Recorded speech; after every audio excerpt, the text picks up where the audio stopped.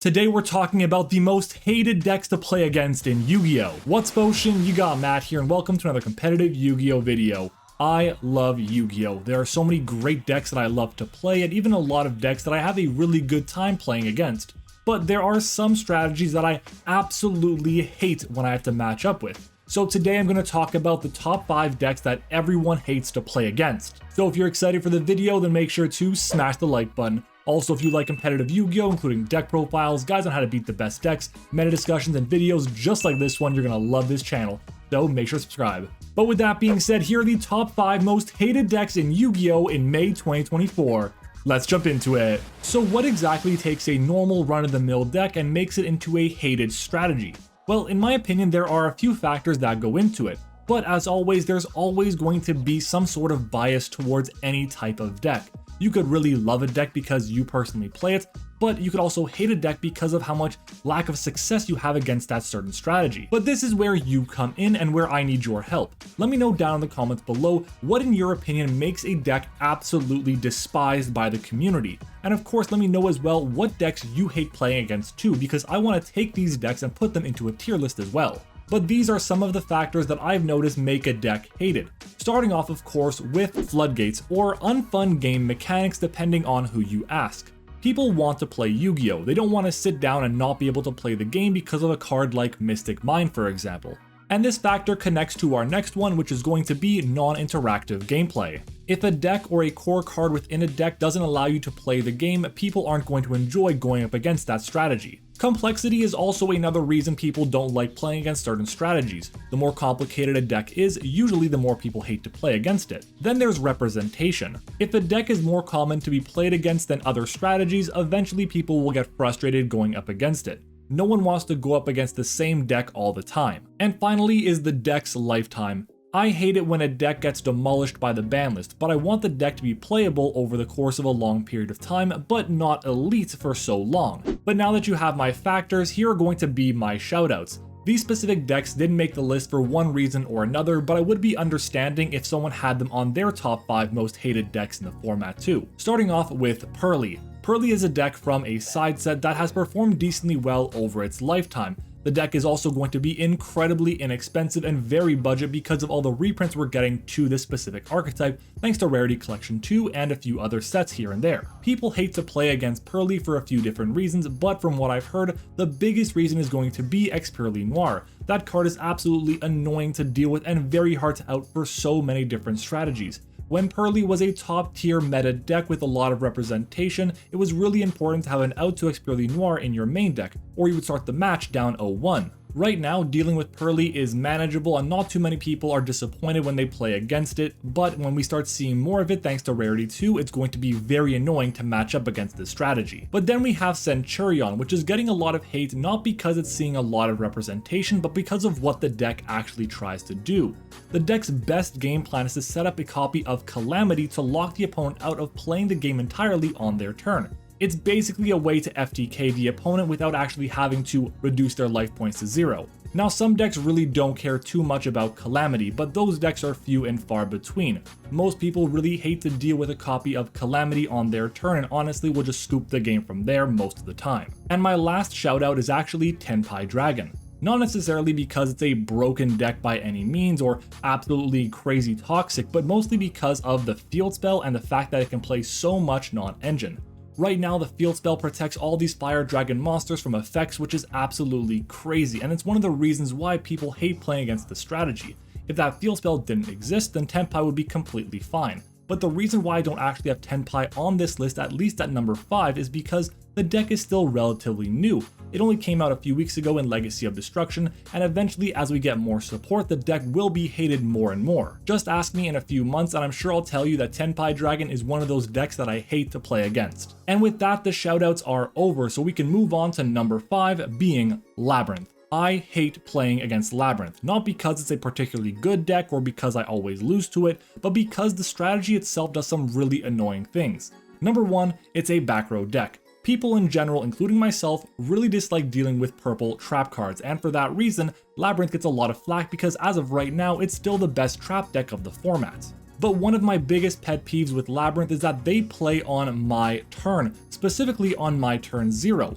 A lot of decks will play on their opponent's turn nowadays in Yu-Gi-Oh, but they have to set themselves up. Labyrinth doesn't really need to do that. They open up their furniture cards and it's off to the races in pretty much every situation. Now that's part of the reason why the deck is actually good and has seen some success, but honestly it is so annoying to me that they can just go activate Stovey Torby, set a bunch of cards, and then go ahead and activate the Coup Clock and the Arius and just start activating their Labyrinth cards when I haven't even finished my combo yet. Yeah, I win the dice roll, I go first, but they're still playing first. It is so frustrating to deal with. But even more annoying than that, in my opinion, is their constant resource loop and the resource game they can actually generate. If they have Lady Labyrinth on the field, they activate a normal trap card, they set another one from their deck, which is just insanely strong. On top of that, they can just revive back the Stovey Torby, add the Coup Clock to hand, and whatever the case might be, and just restart the fact that they have so many great effects on hand or field. And the effects of some trap cards are insanely strong nowadays. Something like Destructive Daruma Carbon Cannon is great, but you're also dealing with something like Ice Dragon's Prison or Dogmatica Punishment, which can all get extra advantage as well. Some of the Labyrinth monsters also have really good stats and great effects that can help protect them from other cards, which makes them really hard to beat in certain situations. And you can even put other archetypes into Labyrinth to make it even better.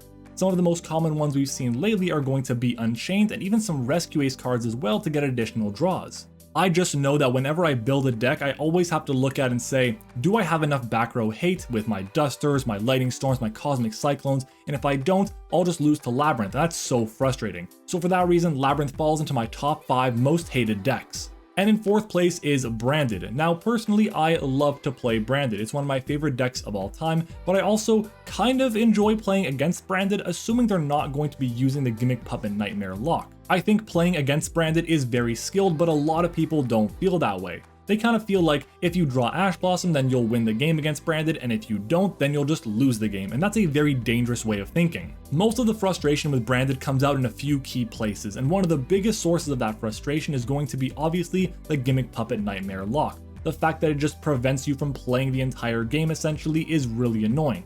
Sure, you can still set cards to the field, but you can't summon any more monsters. And to make matters worse, it's really hard to interact with the Albion that would bring back the Gimmick Puppet Nightmare because it can't be targeted by something like Infinite Impermanence.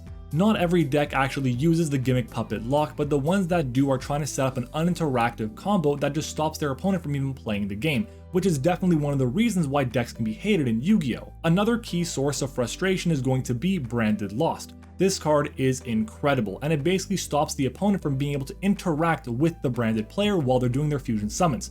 So you can't negate the most important effects, they can chain block certain things in whatever order they want to, and honestly it's just hard to beat. And while Branded doesn't really put up any negates per se, it puts up a lot of interruption that also is great to be able to let them follow up and do more summons on your turn.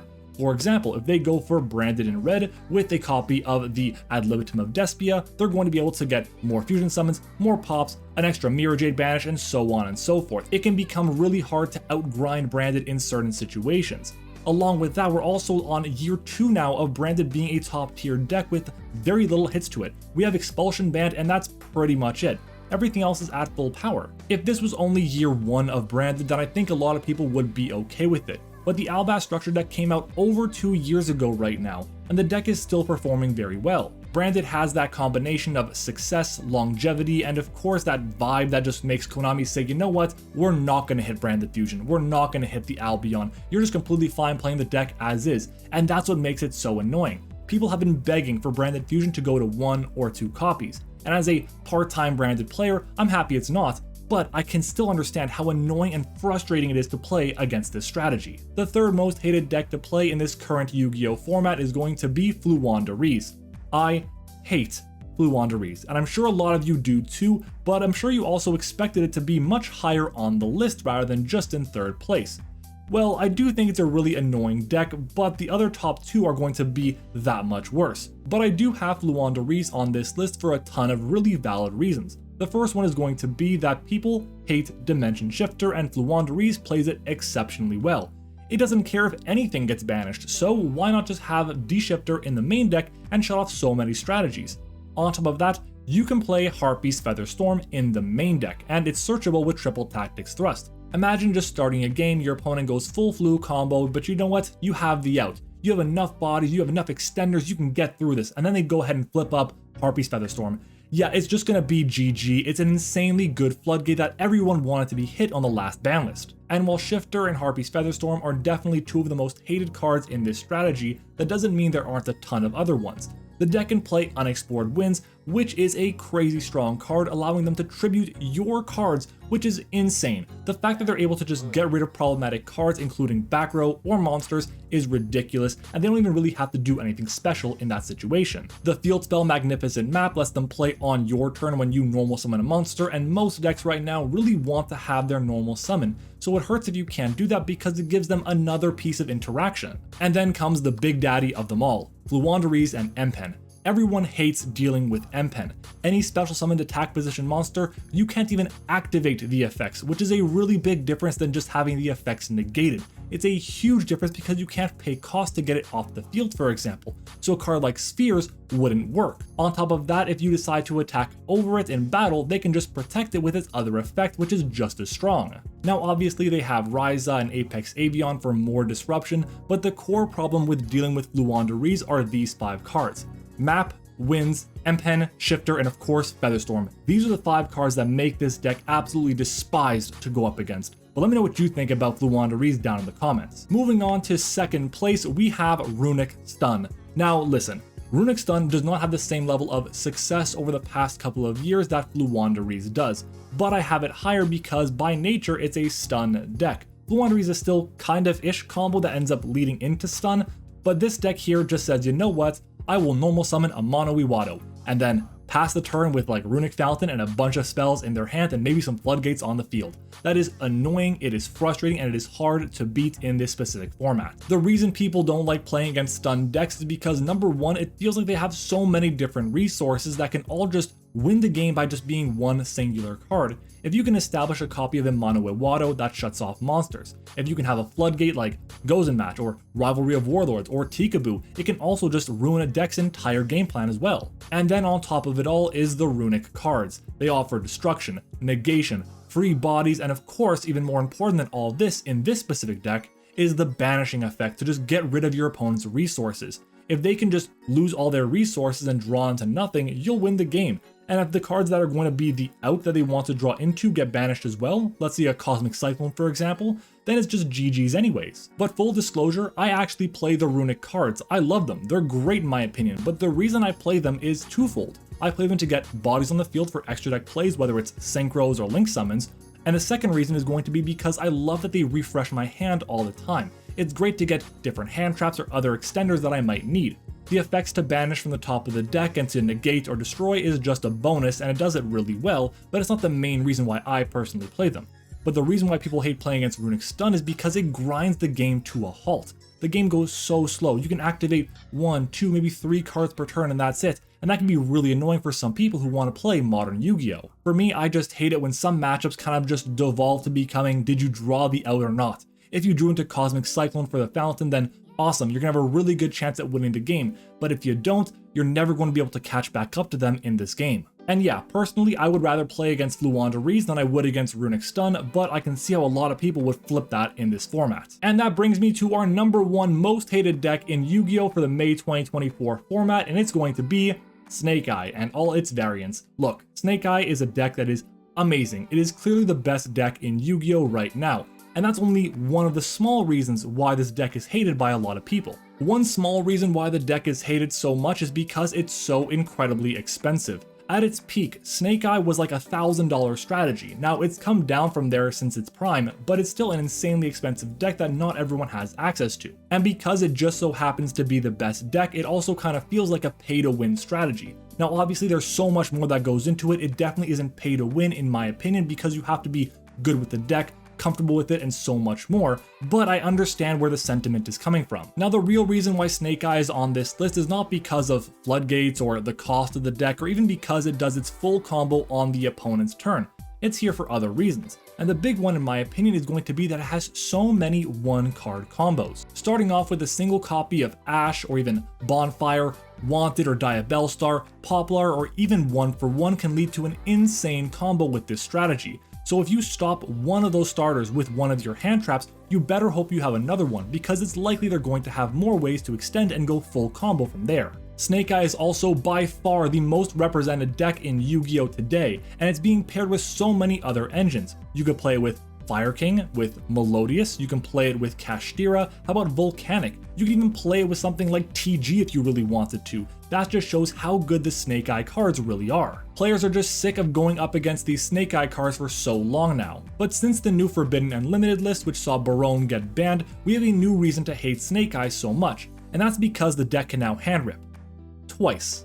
Yeah, thanks to Psyframe Lord Omega and Bestial Dispatter, the deck can now get rid of 2 cards out of their opponent's opening hand before they even get the chance to do anything. So imagine going up against a full Snake Eye board, thinking you're going to have 6 cards in hand to try and beat it, and then they just rip 2 out of it. So 4 cards to beat an entire board with a ton of interaction is very difficult to do. Also, the non-engine. People hate that you can play so much non-engine in Snake Eye. You can easily play 18 pieces of like hand trap or board breakers in the strategy to give yourselves a great chance to win if you don't find that 1-card combo or if it gets interrupted. It's one thing going up against the branded player who goes full combo and then has hand traps to back it up, because they probably only play maybe Ash Blossom and maybe Infinite Impermanence in their main deck. After that, it's kind of tight on space. Versus Snake Eye, they can easily play Ash, Imperm, Droll, Nibiru, Ghost Mourner, Effect Veiler, and so on. There are so many possible options for this deck to play and function really well. If you can resolve the effect of Flamber's Dragon when it hits the graveyard to summon back a copy of Oak and Ash, and then by extension you get your search with Ash and you get to revive back Poplar and get the search with that, you just get so much advantage on a single turn and can recycle your resources so effectively. And because Snake Eye sets up a massive end board with a ton of monsters that can be easily brought back, it ends up being really hard to OTK that strategy and by nature going second against it in Yu-Gi-Oh! Is Snake Eye really a deck that's as toxic or annoying as Runic Stun or Fluwandereeze? Probably not, but it's all these things around the deck that have made it so hated in the format today, and it definitely belongs at the #1 spot as the most hated deck in Yu-Gi-Oh! But let me know what you think down in the comments below. Did I miss any decks that you absolutely hate playing against? I'd love to hear it in the comments. And while you're down there, make sure to leave a like on the video if you enjoyed the content, and of course subscribe to the channel for more amazing competitive Yu-Gi-Oh! Videos. Check out my sponsor Imperium Duelist and use code OSHEA10, OSHEA10 for 10% off your order. And of course follow me on Twitter and join the Discord server as well, links are in the description. Thank you for watching, I hope you enjoyed it, and I'll see you all next time.